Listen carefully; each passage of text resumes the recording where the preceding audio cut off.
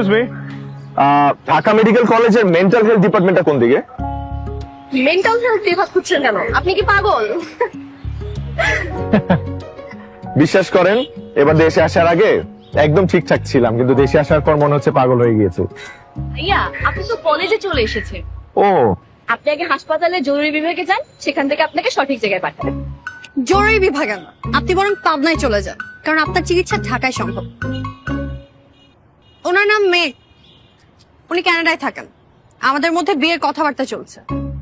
সম্ভবত উনি আমাকে ইমপ্রেস করার জন্য এখানে এসেছেন। তাই আসলে আপনারা বিয়ে করতেছেন?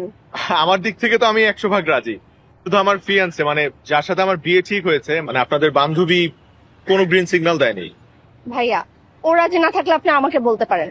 আমার আবার কানাডা যাওয়ার খুব শখ। ভাইয়া, আমিও রাজি। আপনি যে হ্যান্ডসাম। থাম, আপনাকে না বললাম আজ দেখা হবে না? আর আপনি এখানে কিভাবে এলেন? আপনি ঢাকার রাস্তাঘাট চেনেন? কিচ্ছু চিনি না, ঢাকায় আমাদের কখনো থাকাই হয়নি। কানাডা যাওয়ার আগে আমরা চিটাগং এ থাকতাম। তবে গুগল ম্যাপ আছে, ট্যাক্সি আছে, এটা দেখে দেখেই চলে আসছি। আচ্ছা, আমার না গলা শুকিয়ে গেছে, আপনারা তো ক্লাস করে আসছেন, নিশ্চয়ই ক্ষুধার্ত। চলেন কোথাও বসে কিছু খাই। হ্যাঁ ভাইয়া, চলে। না, আমাদের হাতে কোনো সময় নেই। আমরা এখন নীল খেতে যাবো বই কিনতে। তাহলে আমিও যাই আপনাদের সাথে নীল খেতে। অবশ্যই ভাইয়া, চলেন। গ্রেট। চলেন ভাইয়া। উনি আমাদের সাথে যাই কি করবেন? আমরা বই কিনবো, উনি দেখবেন। কাকে? আপনাকে?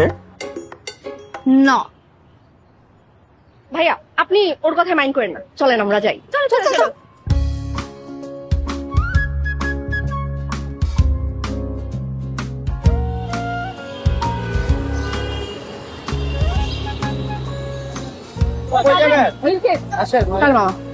ভাইয়া, আপনারা দুজন তাহলে